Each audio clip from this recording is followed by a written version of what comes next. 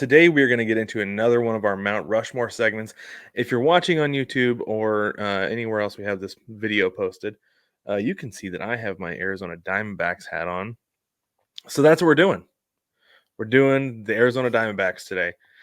Not that old of a franchise. So Brig is going to tell us a little bit about that, a little bit of the history of the team, and then I will tell us about how the team name came to be.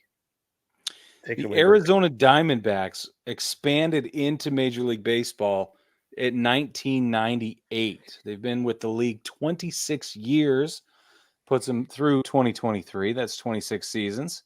Their record is 1,998 wins to 2,112 losses. That puts them at a 486 win-loss percentage. They've had 7 playoff appearances in that 26 season span, 2 pennants, 1 world championship. The winningest manager is Torey Lovullo, 495 wins to 537 losses. That's at a 480 win-loss percentage. And as we all know, sadly, it was 2001 was their World Series championship. Well, relative. It is. Yeah, I'm so sorry. Yay! Yeah. I think I've said this several times, but I know I will forever remember exactly where I was standing in that play. That was amazing. But so I don't know when your first introduction to the Diamondbacks was, Brig, but I was playing on like a competitive, kind of like a travel ball team, but we didn't travel like very far from home. But anyway, I was 11 that year. 11, yeah, I think it was 11 that year. And the Diamondbacks had not been officially like introduced as like I don't think they'd been introduced as like a Major League Baseball team, or maybe they had, but they weren't playing yet.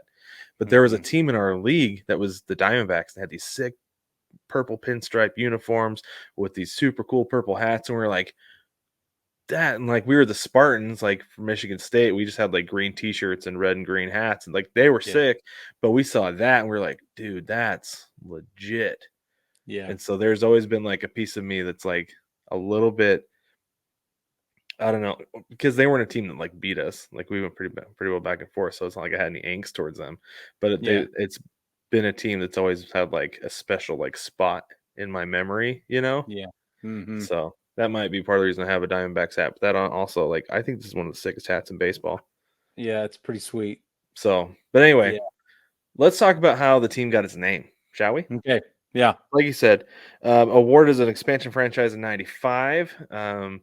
And they did what any team has done in the past. They had a name the team contest. Again, this is according to teamnameorigin.com. So some of the nicknames that came through that could have been used were the Rattlers, the Coyotes, Scorpions, and even Brig, the Phoenix. Would have been pretty sick, to be honest. Let's be honest. Yeah, that'd be a pretty cool mascot. The Rattlers, I think, is an indoor football league team. The Coyotes are now the hockey team, and Scorpions are Scorpions all over the place in this state. So I could see why they wouldn't want to do that. But anyway, I said they should have gone with Arizona Phoenix, which would have resulted in the universe exploding, according to this site. But anyway, I still think that's awesome. But anyway, the owners decided to go with Diamondbacks, and this is why. Because obviously that reflects the desert and the rattlesnakes in the area and everything like that. But also they felt like it was a clever reference to baseball's diamond in which the game is played on. And if you notice, Brig, the field, because every team has unique dimensions of their outfield wall, right? If you look at the Diamondbacks, the shape of the outfield wall, the whole field makes a diamond. Yep, I've seen that. Which is super cool. It's flat across the top, goes down on the sides. It's like a Scrooge McDuck diamond shape. Yeah, that's right. Like a cartoon diamond. Yeah. It's really cool, and I like it a lot. That's awesome. It's a little tribute to the team name. So very cool. That's really cool, man. Okay, let's get into it. Brig, take us away with your first Mount Rushmore nominee. All right. I'm going to go with the easy one. And I didn't get into this earlier like I usually do with other teams because I didn't want to spoil the fun, but the first person on my list has his number retired. Oh, as a Diamondback. Now, usually I do this many numbered retired numbers, Jackie Robinson as well as everybody else, but I didn't want to do that because my first guy is on the list, and that guy's name is Randy Johnson. Gotta have Randy Johnson. You have to. You have to. Hall of Fame, career WAR of 101.1. Okay, I got excited there. Did you notice? Okay. I did. Yeah, he 5-time Cy Young winner, Triple Crown, Hall of Famer. He played 8 years in Arizona, which is his second longest tenured team, by the way, 8 years. Second only to Seattle. Yep. 10 years in Seattle, but 8 years in Arizona. And during that time, World Series championships. Okay. The only World Series championship, but that's what he was there for that. That alone, plus the bird, you gotta give it to Randy Johnson. He also has one of the best nicknames in all of baseball, which is the Big Unit. And if for no other reason, one of the best mascots in all of baseball. And every time I go to Chase Field, I got to make sure I meet the unit because it's just spectacular. And when he wins that race, it's like so good. You know, it only makes sense when he wins the race. He cheats and wins, and I'm here for it with the Chase. Absolutely. Yeah. It's not a race that there's not cheating. Let's be honest. Not with mascot races. You have a big head mascot race. Like, yeah, you've got to.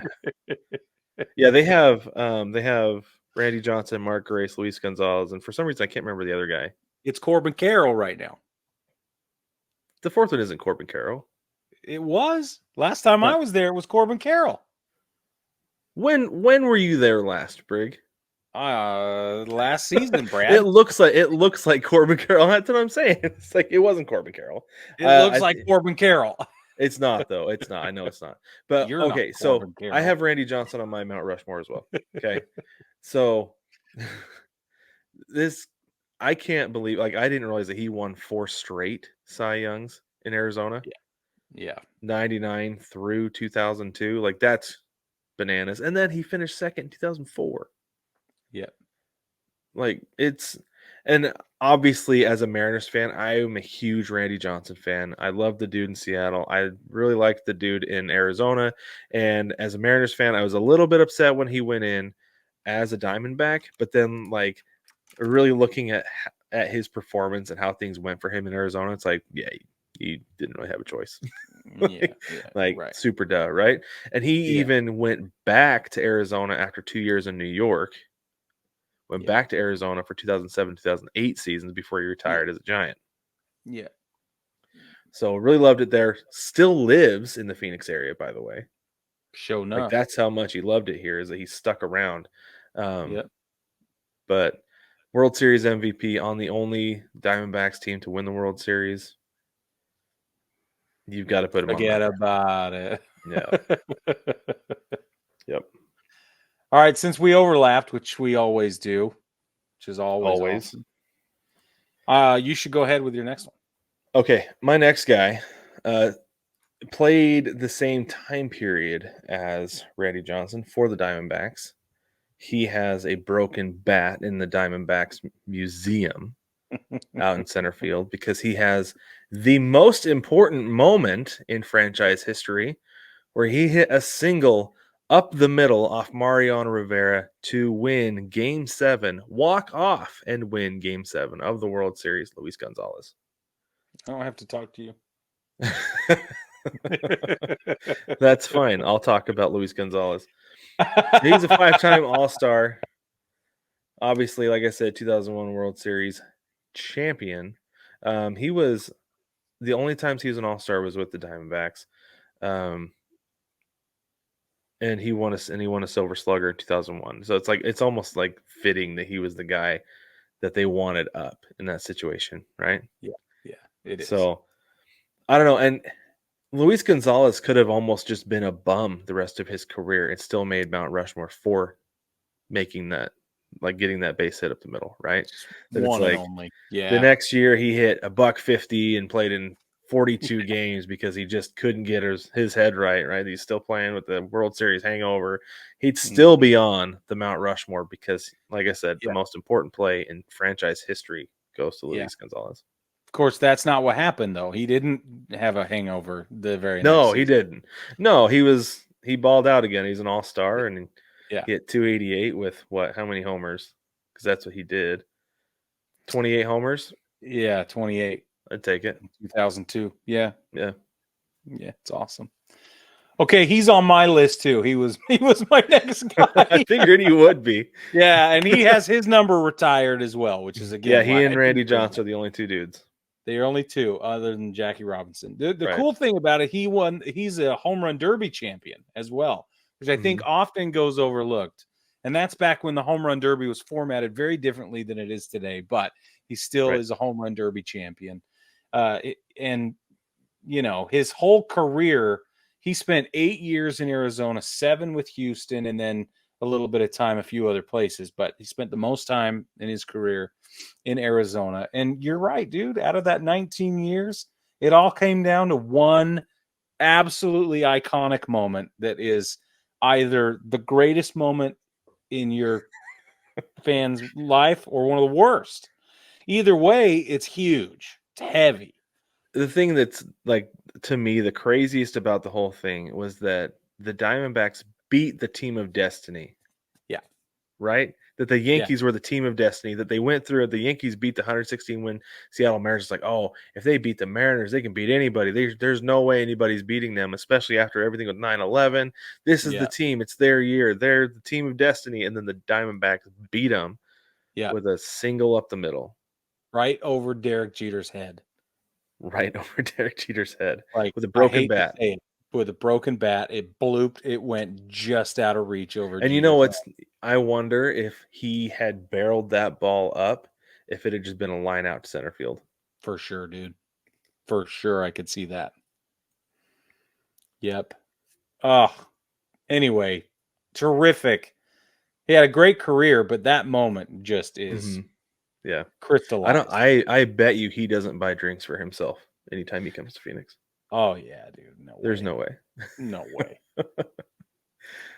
No. Did you know he batted left and threw right? Yeah, and I think it makes sense. There you see, like, especially I feel like a lot of guys come over from Japan doing that because I'm sure they teach them to bat left-handed. Because there's a thing with, you know, you face more right-handed pitchers, you want to be a left-handed batter, and then as a right-handed thrower, you're more available around the field, which I think is cool. Yeah, he played left field, so that makes a lot of sense. Yeah. All right, man. Okay, go ahead with your next. I don't think we need to take a break. Go ahead with your next. Yep. What, you need to take a break now or then after? No. I don't think we need one. I think we're rolling along. Let's go ahead. Okay, that's how I feel too. Okay, cool. All right. Which one do I want to go with? Okay, I'm gonna. I hate that I'm gonna do this. I'm gonna do this to you. This guy has an MVP. He's a 7-time All-Star, 4-time Gold Glover, 5-time Silver Slugger. Okay. The dude has a 67.1 WAR over his career so far. Okay. He spent 8 years with the Diamondbacks until he moved to St. Louis. This is Paul Goldschmidt. Yeah. Paul Goldschmidt had some of not only his best seasons in Arizona, but some of Arizona's best seasons were with Paul Goldschmidt kind of after the it was like the next generation. It's the next generation. Thank you. That was really well said. Yeah. So anyway, I don't think, because they're such a young team and because there's such limited amount of history, I think it's harder to dig that deep, that far back and get a guy who had more impact on the field and for the franchise than this coming generation, like Paul Goldschmidt was part of, or that second sort of round of All-Stars. So I got to give it to Goldie. You just have to, my opinion. I think it's fitting. I think it works. You know, I think I talked about this on the show, like when we were getting ready to move down here to Arizona, that I was like, I was super excited because I was like, yes, I'm going to get to watch Paul Goldschmidt. And then they traded him like right before we moved. And I was like, what the crap, man? Dang it. Like, so mad. Yeah, I agree. Still haven't gotten to see him. Yeah, that still bugs me in case you haven't noticed. Yeah, I can see that. I don't blame you. But yeah, I really wanted to watch Goldie, but I haven't gotten to. And the D-backs haven't really been good until this year. But no, I think that's a worthy selection. You again in that museum, you can see his Silver Slugger awards and his Gold Glove. Yeah. I think he has got his Gold Glove. I don't know. I know you can see his Silver Sluggers in that museum. It's really cool. He does. He's a Gold Glove winner with Arizona in 2013, 2015, 2017, and another Silver Slugger. The Silver Sluggers are in 13, 15, 17, and 18, all with Arizona. So yeah, super cool. Solid pick. I like it. Thanks. I like it. But we don't overlap on Goldie. We might though, because there's more. So I still have one left. Well, I'm saying on Goldie we're not going to overlap. Oh, okay. So I have somebody who has spent the vast majority of his career. He's traded to the Diamondbacks after spending 2 years in Seattle. It's Ketel Marte. Oh yeah. And so in Seattle, like, we fans loved Marte, loved him. For sure. Like, I was really upset when they traded him after the 2016 season. And this is the reason why, is because you saw him in 2019. He finished 4th in the MVP voting and was an all-star. Ever since then, he has kind of been up and down. They put him out in the outfield for a little while. He played a little bit of outfield this year, but mostly he's back to second base, which means that he's back to himself. But his impact, despite being a very good player in the regular season, his impact is felt in the postseason. 100%. All the dude does is get on base. You put that guy in leadoff position, you know he's going to get on base for you at least once, probably twice a game, because that's what he's done. The only time in his career that he has not gotten on base during a postseason game was Game 5 of the World Series this year, when the Diamondbacks lost to the Rangers and the series ended. Yeah. Every other game he's played in the postseason, he's gotten on base. It's like it didn't come up like I thought it would. I want to say it's like 17 games, something like that, which is a bananas hitting streak only in the postseason for it to be that many games in a row to get on base. I think that had the Diamondbacks been able to pull it off this year and beat the Rangers, he'd have been the MVP. Yeah, I agree. He was your NLCS MVP this year for very good reason. Right? Yeah. So, I think he's my third guy when it all comes down, because he's only 29. He's got a lot. He's 30 years old, just barely turned 30, coming into his 30-year-old season in 2024. He's got a lot of time left ahead of him. Even after he has slowed down and lost his range as a second baseman, he can be a DH. It'd be a very good one. Very, very good. And so I think he's got a lot of years left in Arizona, signed for sure through 2027. And I think he's going to continue to be a centerpiece on this team next to Corbin Carroll. So, I think Marte, when it comes down to it, absolutely is going to deserve that one of those spots on the Mount Rushmore, because of the significant role he's going to have, what he's had, and then what he will have going forward. I can dig that. I can totally dig that. Well, cool. Yeah, that's not how I feel, but I can see what that's fine. You don't have to feel that way.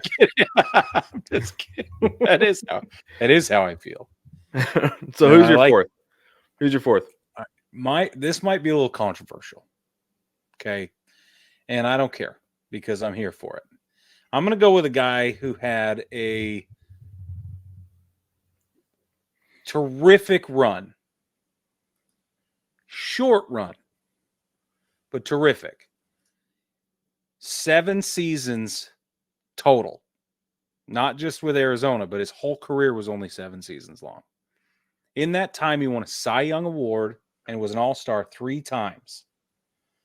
In that time, he accumulated a 31.1 WAR. His lifetime ERA, again, all with Arizona, and only 7 seasons, is 3.27. Okay. He started 198 games over that period. This is Brandon Webb. Brandon Webb, again, was in that second generation following the World Series. He showed up in 2003. He was with them through 2009. It's kind of hard to count 2009 based on the amount he only played 1 game. So let's give him all the way to 2008. Injuries derailed what would have been just a spectacular long-term career. But still, the numbers are just incredible for what he was able to put together in 7 years. And I think he was a bright spot in some dark times for the Diamondbacks. And because of that, I think he's as worthy as anybody for a Mount Rushmore spot. It's a solid pick. Yeah, I mean, it's interesting when you have a guy who spent that short amount of time, not just with a team, but in the big leagues, and have that much of an impact. Yeah, it's crazy. It's super crazy. And I hesitated to go with Brandon Webb because of how short his career was, and because of the time that he played with the team and what the team's history was like at that point. But I couldn't find anybody I liked better. That's part one. And part two was I couldn't find anybody who I liked better that was also as consistently impactful. Yeah, I get that. So it was tough though. That's tough. Yeah, I'm just dying to hear who your last one is. Okay. So I did this last one a little bit differently. So the three that I have, you can carve those in, you can set them in stone for the Mount Rushmore. But the fourth one, you got to leave it blank for now. Agreed. Okay, but, I feel you. But it is reserved. It is reserved pending the rest of Corbin Carroll's career. So I see what you did there. And let me just state for the record that I totally agree with you. And if I had known we were going to bend the rules, Brad, that's exactly what I would have done. The rules are rubber, Brig. Come on now. Yeah, I know. Okay. Seriously, though, you are spot on. So if you've been living under a rock, Corbin Carroll is an absolute baller. He is so good. And if you're new to the show, we were singing Corbin Carroll's praises starting in the preseason, starting in spring training last year. Yeah, the spring training. Yeah. He had an outstanding year. Rookie of the year. He finished 5th in the MVP voting this year. I know. I did not realize that. And he was an all-star selection. And he was an all-star. Yeah. He led the NL in triples with 10 of them. And that feels actually low. I feel like he got more, right? But he hit 25 home runs and he stole 54 bags. Yeah. I think he's the only rookie to ever do that. 54 bases. I mean, to hit 25 bombs and still 54 bags. That's and he put together a 5.4 WAR just this season. Yes, he did. That's crazy. But so in 187 games, his career WAR is already 6.6. Yeah, 6.6. Yeah, he played in 32 games in 2022 and put up a 1.2 WAR. Yeah. Okay, check this out. How many games? 180 what? 187 total games. Guess how many hits he has? 188. The dude is damn near automatic, Brad. I know it, and that's the thing that's crazy about him. He only got caught stealing 5 times this year, Brig. 5 times. I don't remember Corbin Carroll getting caught stealing 5 times. The fact that we're shut up, he got caught stealing ever, and it was only 5. That's crazy. Yeah, he's got elite speed. He might be the fastest guy in Major League Baseball. If not, he's very, very close to guys like Elly De La Cruz, Fernando Tatis, and Julio Rodriguez is actually slow compared to him. Which I will say that it is bananas because Julio is lightning fast. And there is something different. Like, when you watch guys live and you're like, oh yeah, he's better than everybody else. You're like, whoa. That's Corbin Carroll. When you watch him play live, like I watched him chase down a ball. It's like the 5th game of the season or something like that. I watched him chase down a ball in the right field corner. I was like, yeah, he's better than everybody else here. And it is he's a better week than into they the season. said he was. Because when you're in person, the rumor mill gets challenged in person, and you're like, whoa. It does. Well, yeah, because it's like because at that point it was still like, so who's this guy? Yeah. Who's that dude out there? This kid that they paid a bunch of money to? Because he was 22 this year. Totally. And so yeah, he's the real deal. He's a legit pickle, as I say. He's a legit pickle. He's the real deal, Brig. He's the real deal. Yeah. And he will continue to be. When his career is over, if he's not a Diamondback for life, then they will have done something horribly wrong for this franchise, the fan base, everything. And when it's all said and done, he deserves that 4th spot. But the fact that he has only played 187 games, barely has more than a year of service time, you can't carve it in stone yet, because there's a lot there's a lot that has to go on still.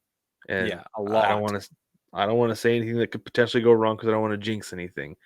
But that's right. For sure. Get it in. Throw it on up there. Yeah.